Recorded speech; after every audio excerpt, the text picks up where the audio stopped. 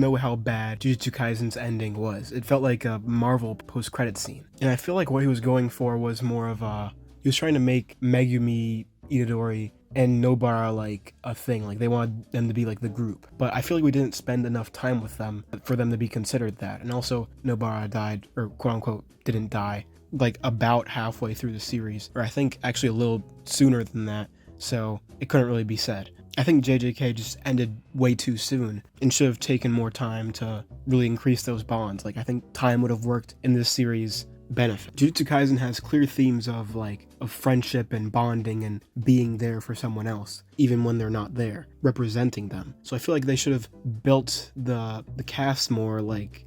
I feel like there could have been like an arc in between after the Kyoto Goodwill event and the death painting arc. I think they should have like snuck in another arc where like, I don't know, just something that involves the Jujutsu sorcerers. Maybe just them tracking down regular curses, honestly. That's what it seemed like he wanted to do in the end. It really could have been just something like that, so that we would have adequate like kinship between these characters before Hidden Inventory arc, with all the flashbacks, and then we smoothly head into the Shibuya incident, which will only make it hit even harder. We would have felt more peril during the Itadori's extermination arc, when directly after the Shibuya incident where they're like, okay, we can kill him now. And I think the arc that would be placed before the Hidden Inventory arc should have been more like blissful, so that it would have been even more shocking when Itadori is to be executed again. It should have been an arc that made you forget that they were even sorcerers who live with a curse. Honestly, this theoretical arc I've made up could have been akin to that fight between Takeshi and Kenjaku. In fact, maybe for that exact reason, Takeshi could have saved Jujutsu Kaisen if he was just introduced earlier, or at least just anyone with a very fun curse technique. Any of the sillier characters, because when you compare the curse techniques of the Jujutsu High students and the people who are just roaming the world being able to use cursed energy, the techniques are very different. They're usually much more wild and rampant and free-going, free-spirited. If they were introduced earlier, they would have been a breath of fresh air compared to the very stern, very focused on killing students' techniques. I mean, I guess the goofiest one on this list is probably Toto's, but that one also applies great strategy to it as well. From Toto calling Yuji his brother to being adopted by Chozo, the theme of overall togetherness is a core aspect of Jujutsu Kaisen. Another thing that Jujutsu Kaisen does really well is its villains. They're trying to do this cool thing with Mahito, and with his ability giving realization to the fact that if you change the soul, then the body changes with it. Just like how Sukuna changes Yuji's body when he possesses him, as his soul is now in control. And also the fact that Yuji was dead for like near the beginning, he was just or everybody thought Yuji was dead, so they didn't really have that type of time to bond together. I feel like they should have they should have had some arc where they were able to do that much more. There was the Kyoto event, but yeah, everybody was plotting to kill Yuji, and everybody else was trying to save Yuji, so didn't really have that much chance of to bond or have fun. But I guess I should touch on the writing now. I mean, it's honestly kind of convoluted. It's honestly fine, but near the end, it gets pretty bad. I mean, during the very end. Basically, those last 5 chapters where I said it was gonna end in 5 chapters. Right after that chapter, I recall seeing a page that felt like I was reading 2 pages in one, in a very bad way. It was awful. I don't know about other people, but I kind of found the power system to be kind of confusing. I feel like it would have just taken one really well illustrated image to get this. So from what I recall, it's cursed energy it starts from negative emotions, and Jujutsu sorcerers don't lose cursed energy while other people do lose cursed energy, and so Jujutsu sorcerers gain more cursed energy when they have negative emotions, I would assume, because they don't lose it like normal people do, and the cursed energy emitting from normal people turns into curses, which come from from various negative things. There's that curse of monkeypox, or there could be a curse due to a phobia or something, trypophobia or something like that. And so curses could spawn from anything like that, and they could really be anything depending on how many people are just think negatively of that thing. And also they're local, they can't really travel across the world, they usually gather in one place. So it makes sense that the strongest Jujutsu sorcerers are in Tokyo, because that is the most populated city on Earth. Okay, so there's that. But then when you start talking about curse techniques, it gets kind of iffy. Like, there's the whole families, because there's the curse techniques, which are like specific abilities that only the person can use, that only a bloodline can use. Like, it's like hereditary what your curse technique is. If your parents have a curse technique, then you usually get the same one. So doesn't that like infer that like the negative emotions were spurned, like were born from the family, and they don't like the family, so it kind of goes like both ways. So it just makes them have stronger cursed energy. And doesn't that like infer that everybody at Jujutsu High maybe isn't necessarily a good person? Which is pretty obvious. I thought that before I even watched the series, and I knew about the whole negative emotions thing. And there's the multiple royal families, but we only get to know about like the Zenin, who have like the shadow style, shadow technique, whatever. So they all use like these devil dogs, like these shadow dogs and shadow animals. And the only one we get to really know about is the Zenin. And then there's, of course, Maki Zenin. And people can't sense her cursed energy because she doesn't have that much cursed energy compared to other people, because she's not able to really use it. She only uses cursed tools, and she needs the glasses to see curses. Also, normal people can't see curses. I forgot to mention that. And they say they can't sense her cursed energy, but wouldn't she be, like, leaking it? Like, at least a little bit? Or maybe not? I don't know. Maybe it's not enough, I guess. I guess it makes sense because, like, they're only used to sensing accumulated cursed energy, like, and that whole family negativity thing was proved by the way she massacred her entire clan, or should I say family, which is crazy, but I still want her so bad. And then there's the Gojo clan with the infinity technique. This is the one that I kind of had a hard time understanding at first, because like he said like there was infinity between us. I don't know, it was the way they explained it, I guess. But I kind of got it, but like I didn't really get it. I wish they just like showed the fact that he was using infinity, like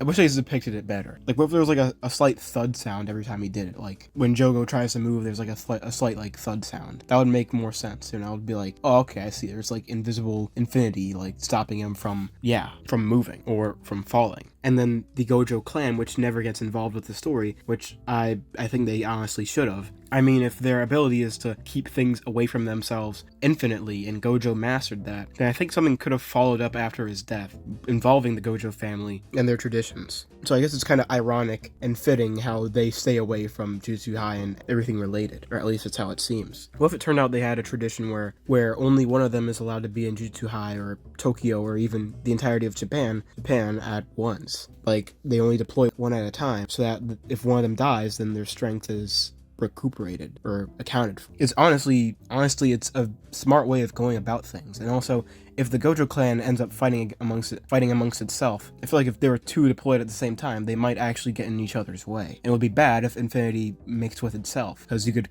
create like a red or a blue or a hollow purple, whatever, because you could probably kill each other just by touching or not touching. And there's the Kamo family with the blood manipulation, but that's cool, I guess, whatever. They're like the least cool of the three. It's because they don't have like overpowered powers or whatever. I feel like this was like the biggest letdown ever. Like, the Gojo family could have done something after the whole Sukuna stuff. Like, I don't know. This is awful. Jujutsu Kaisen just has so much wasted potential. If we overlook everything I just said, these parts of the series, then we can see that Jujutsu Kaisen has like these themes of brotherhood and friendship and being there when your friends aren't there, in their place. Despite all the negative emotions that they feed off of and fight with, and the curses that they fight, a sense of brotherhood and connection is formed at Jujutsu High. A part of the series that was often overlooked, I feel, in exchange for cooler and flashier fights. More development was needed. Revenge is another big theme of JJK. And this theme of bonding can be seen strongest with characters like the relationships between Yuji and Todo and Chozo and Megumi. They tried to make this triplet thing work, but these three characters don't actually roam around together like this, like for most of the series. I can't really see them as a solid duo because of that. I feel like it's more just Yuji and Megumi. That's how it really feels. Another theme of shared brotherhood has to be between every Jujutsu sorcerer and how they came together in the end to fight Sukuna. I feel like this bonding moment I keep on talking about should have happened right after they freed Gojo. Everybody was there. This moment could have been the better version of those 5 chapters. It could have felt like a Christmas gathering while also gassing up Gojo to rev up and fight Sukuna, as if it was a UFC walkout or something. And I've gone all this time, but I haven't even talked about like Kenjaku at all. So he wants a world without sorcerers. He wants to eliminate the boundary between humans and curses, starting the merger with Tengen. Kind of like Evangelion, I guess. I had to check a Reddit explanation to understand what that actually means. Like, okay, everybody turned into one person, now what? But that would actually fester negative emotions like wildfire, because who wants to be fused together like that? But there were multiple times throughout the series where he was asked why he was doing what he was doing, and I feel like maybe 1 or 2 times he said the merger, or maybe actually even just straight up one. But there are a myriad of other times where he just says, it would be fun. That's genuinely what he says. So I guess it's both reasons. He seems to be having fun. There's obviously Geto, who is being controlled by Kenjaku. The only time we see the real Geto is during hidden inventory, which can be easy to forget because it's literally his face. And the look does feel complete with the stitches on his forehead. Okay, cool. So he wants to have fun. And so he has fun fighting people. And I remember when he was fighting Yuji and when he was trying to get Tengen, he had fun during that fight with Yuji and the others as well. But the fight I really want to talk about is his fight with Takashi. This might be one of my favorite moments in the entirety of Jujutsu Kaisen. The best curse technique users, I swear, are the ones that were so depressed because they couldn't do something, and then the curse technique spawns from that. They are consistently the best characters. And Takeshi's like that, the comedian that was never really funny, but his ability making things that he thinks would be funny to come to life, and he could beat anyone through this. Why didn't they just make him fight Sukuna? And Kenjaku had such a great time with him. After he died, he was like, at least I had fun with that guy before I died. And they have this whole stand-up routine and everything.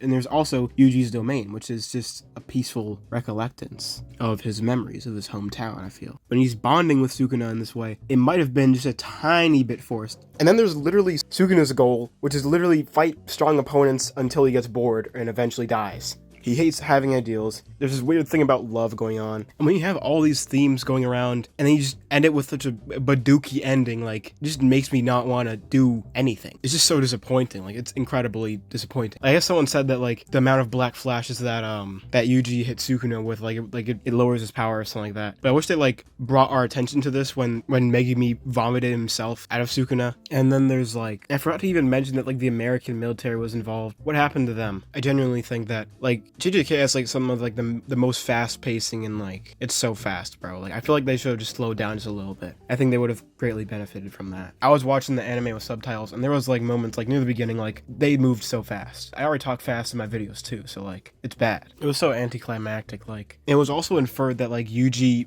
lived on with Sukuna, like he ate the curse again. I don't see anybody talking about this. There's no way, like, I don't want to believe that he did it, but like, he's like, I'll keep living with you, Sukuna. I'll let you read the panel for yourself and judge for yourself, but like, it's so stupid, bro. Like, and also Nobara, like, well, I read the manga. I didn't even know that the Shibuya incident was like animated because I couldn't find season 3 anywhere that was legal. And so I didn't know they showed that like she actually lived when she got her eye pierced or something. And a lot of manga readers were like, I thought she was dead. Everybody thought she was dead, bro. Like, I don't know, it's just not it. And also Aizen rocked the eye patch better, so overall, what was really needed here was just more downtime. Like, Gege should have just missed a week, honestly, like, just to plan things out. Like, he would have been fine. They need him. He's up there already. So, yeah. Or her. Honestly, I mean, who knows, man? I don't know. But yeah, also he's colorblind. Oh yeah, also like character like colors are like inconsistent. Like everybody has green eyes, apparently. I feel like there's a potential, like a lot of people are like stating like there's retcons. I can see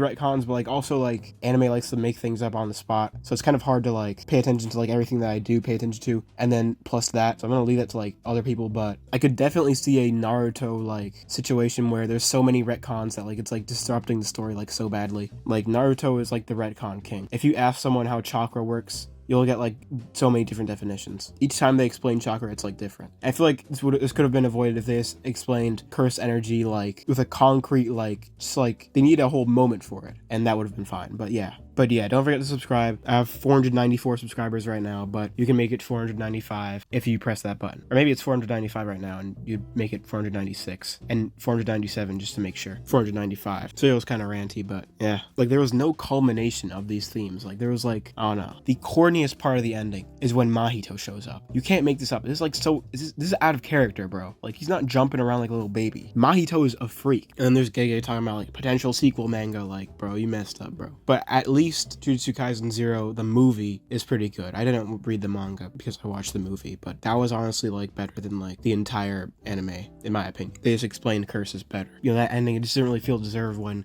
Gege wanted us to like feel for Sukuna because like probably like or Yuji. I think that bonding time that I've been talking about this entire video, it would have came in clutch here and it just happened and the emotions weren't deserved. So yeah, that's it for the video. So yeah, subscribe.